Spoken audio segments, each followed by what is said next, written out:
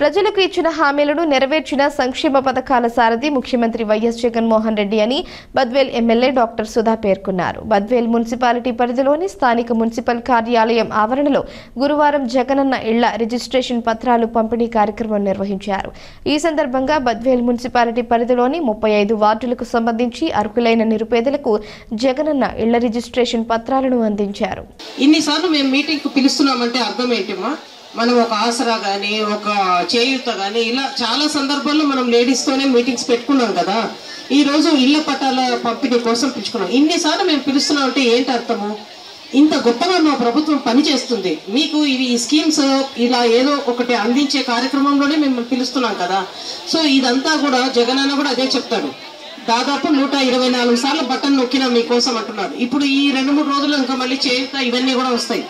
So ఇన్నిసార్లు ఆయన button నొక్కినానని ఆయన చెప్తున్నారంటే అర్థం ఏంటంటే ఇన్నిసార్లు మీకు నేను సంక్షేమ పథకాల ద్వారా మీకు నేను రీచ్ అయ్యాను, మీ కుటుంబానికి నేను మంచి చేశానని చెప్పడం ఇది వాస్తవమే కదా. ఇన్నిసార్లు కూడా జగనన్న ప్రతి స్కీమ్ కూడా చిత్తశుద్ధిగా చేస్తున్నారు. ఈ రోజున మనం ఈ రిజిస్ట్రేషన్ ఇళ్ల పట్టాలు మీకు ఇస్తా ఉన్నాం. ఈ ఇళ్ల పట్టాల యొక్క గొప్పతనం కూడా మనం ఇందాక విన్నాం. ఎందుకంటే గతంలో ఇచ్చే డీకేటీ పట్టాలకు మళ్ళీ తిరిగి ఎవరికి అమ్మలేము, మనం లోన్ తెచ్చుకోలేము. ఈ రోజున పూర్తి సర్వ హక్కులు మీకు కల్పించారు. కేవలం పట్టాలే కాకుండా మీకు అక్కడ జగనన్న కాలనీలో మౌలిక సదుపాయాలు కూడా కల్పించారు. రోడ్స్ కానీ, లైట్స్ కానీ, వాటర్ కానీ ఇవన్నీ కూడా. ఇదంతా కూడా మీరు గుర్తుపెట్టుకోండి, దయచేసి గమనించండి. మనం ముఖ్యంగా ఈరోజు బద్వేల్ గురించి మాట్లాడుకుంటే మీరందరూ చూస్తున్నారు డెవలప్మెంట్ ఏ విధంగా బద్వేల్లో ముందు ఎలా ఉంది, ఇప్పుడు ఎలా ఉంది. ఇప్పుడు సమ్మర్ కాబట్టి 2019లో వాటర్ కి ఎంత ఇబ్బంది పడ్డాం, డ్రింకింగ్ వాటర్ మర్చిపోవద్దు. మానవ నైజం ఎలా ఉంటుందంటే అది అందనంత వరకు మనకు గొప్పగా ఉంటుంది. అందిన తర్వాత దాని వాల్యూ మనం అంతగా, అది ఎవరైనా మీరైనా నేనైనా కూడా ఆ రోజు నీళ్ళకి ఎంత ఇబ్బంది పడింది నాకు గుర్తుంది. ఆ రోజు మా ఆయన ఎన్నికల ప్రచారం అప్పుడు నేను వచ్చాను, బిందెలు తీసుకొని వచ్చారు అందరూ నీళ్లకు. ఈ రోజు మనం చాలా వరకు మున్సిపాలిటీలో ఎక్కడే కానీ వాటర్ ప్రాబ్లం లేదు. ఒకరోజు అటు ఇటు వస్తున్నాయి అందరికీ వాటర్. సో ఇదంతా కూడా మనము మళ్ళీ మన జగన్మోహన్ రెడ్డి సార్ ప్రభుత్వంలోనే ఇదంతా జరిగింది. వాటర్ డిస్ట్రిబ్యూషన్ కూడా మనము జగన్మోహన్ రెడ్డి సార్ వచ్చి రాగానే ఒక 100 crores ప్రాజెక్ట్ పెట్టి దానికి పని చేసి మనకు వాటర్ వచ్చింది. ఈరోజు రోడ్స్ మనం చాలా వరకు చేసుకోగలిగినాం, ఇంకా ఉంది, చేసుకుంటాం మిగిలినవి కూడా. ప్రతి విషయం గురించి కూడా చెప్పాలంటే స్కూల్స్ కానీ వైద్యం గురించి కూడా మన ప్రభుత్వం చేసినంత పెద్ద ఎత్తున ప్రోగ్రామ్స్ గతంలో ఎప్పుడూ లేదు. ఇప్పుడు కూడా నాకు తెలిసి దేశంలో ఇంత పెద్ద ఎత్తున పిల్లల విద్యకు కానీ వైద్యానికి కానీ ఏ ప్రభుత్వం చేయలేదు.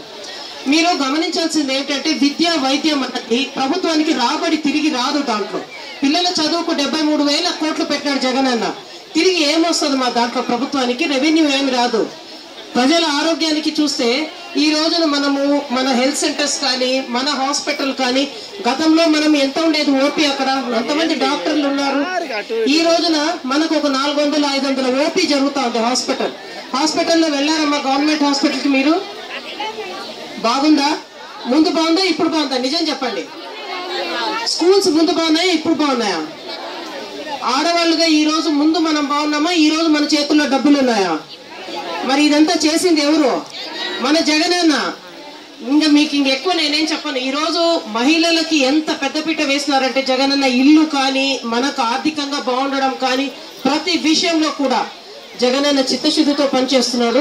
ఇలాంటి నాయకుడిని మళ్ళీ మళ్ళీ మనం గెలిపించుకుంటే ఖచ్చితంగా మన బద్వేల్ ఇంకా మంచిగా అభివృద్ధి అవుతుంది. దీనికోసం మీరు ప్రతి ఒక్కరు గుర్తుపెట్టుకోండి. ఎందుకంటే మేము ఏ విధంగా మీ దగ్గర చెప్తున్నామో అదే విధంగా కూడా ప్రతిపక్షాలు చెప్తారు. కానీ వాళ్ళు ఏం చేశారు? వాళ్ళు ఏం చేశారు ఇంతకుముందు అధికారం ఇచ్చినప్పుడు? ఈ రోజు జగనన్న చెప్పిందంతా చేశాడు. కాబట్టి మంచి చేసిన వాళ్ళని గుర్తుపెట్టుకొని మళ్ళీ మనం జగనన్నను గెలిపించుకునే బాధ్యత మనందరి మీద ఉంది. ఇక్కడికి వచ్చిన ప్రతి ఒక్క అక్క చెల్లమ్మని నేను పేరున రిక్వెస్ట్ చేసుకుంటున్నా, దయచేసి అందరూ కూడా మళ్ళీ ఫ్యాన్ గుర్తుకు ఓటు వేసి జగనన్నను గెలిపించుకోవాలా. అది మన అభివృద్ధికి మనం వేసే ఓటుగా మీరు గుర్తుపెట్టుకోండి.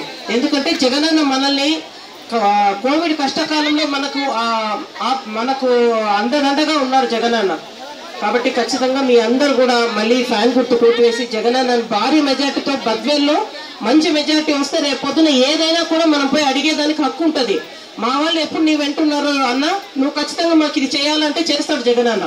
కాబట్టి ఖచ్చితంగా మన బంధువులందరికీ చెప్పండి, మీరందరూ కూడా ఫ్యాన్ గుర్తుకు, ఒకటి ఎంపీకి ఒకటి ఎమ్మెల్యేకి ఫ్యాన్ గుర్తుకు ఓటు వేసి జగనన్న వెంట మనం అందరం కూడా నడవాలని నేను ఇక్కడ వచ్చిన ప్రతి ఒక్కరిని పేరు పేరున నేను అభ్యర్థిస్తున్నాను. మరి వీటన్నిటిలో భాగంగా ఏది కూడా ఒక్క చిన్న విషయం కూడా కొరవ లేకుండా మీ అందరికీ అక్క చెల్లెమ్మలందరికీ కూడా సహాయ సహకారాలు అందించే విషయంలో 1% కూడా వెనకడుగు వేయకుండా ఈనాడు అన్ని జాగ్రత్తలు తీసుకుంటాను.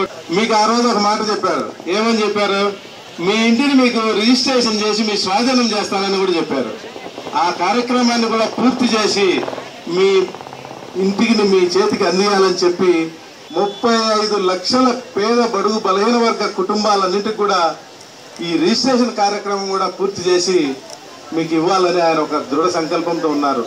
ఎందుకు ఇదంతా చేస్తున్నారంటే, మీరు ఇల్లు కట్టుకున్నారు, ఇంట్లో కూడా చేరుతారు, మీకు పట్టా ఇచ్చినారు, అందరితో వద్దు, ఇది రిజిస్ట్రేషన్ చేసిస్తే దీనికి ఉండే విలువ మీ అందరికీ తెలుసు.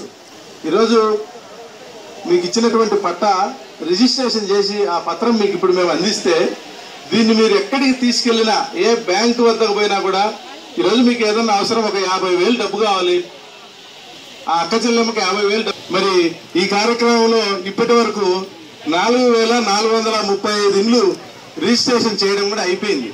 ఈ 4,435 మంది అక్క చెల్లెమ్మలందరికీ కూడా ఈ పత్రాలు ఈరోజు మేము మీకు స్వాధీనం చేయడానికి ఇక్కడ ఈ కార్యక్రమాన్ని